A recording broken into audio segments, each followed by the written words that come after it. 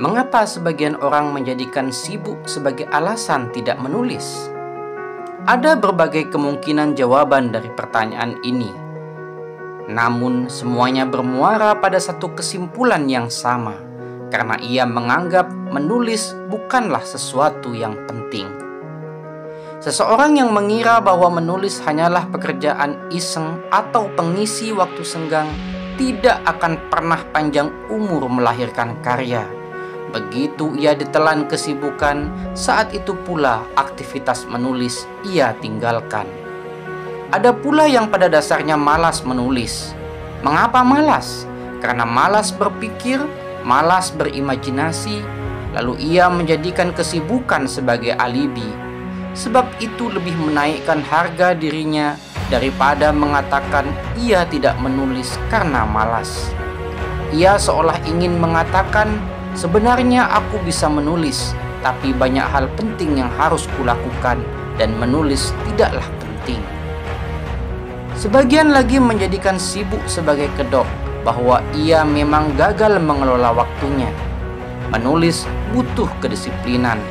Ya, disiplin menggunakan waktu 30 menit misalnya hanya untuk menulis. Jika ia konsisten melakukannya tiap hari, saya jamin ia akan menjadi penulis produktif. Dengan teknik menulis cepat, setidaknya ia akan menghasilkan 2-3 halaman setiap hari. Dalam waktu 1-2 bulan sudah memadai menjadi naskah yang siap diterbitkan.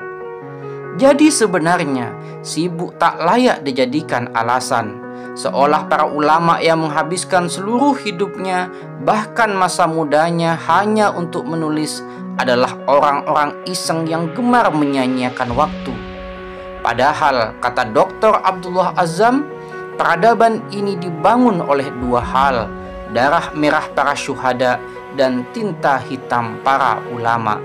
Menulis adalah kerja besar membangun peradaban. Adakah kesibukan yang lebih besar dari itu? Apakah kesibukanmu sekarang yang menjadikan alasanmu tidak menulis itu bisa kau kerjakan jika tidak ada tulisan?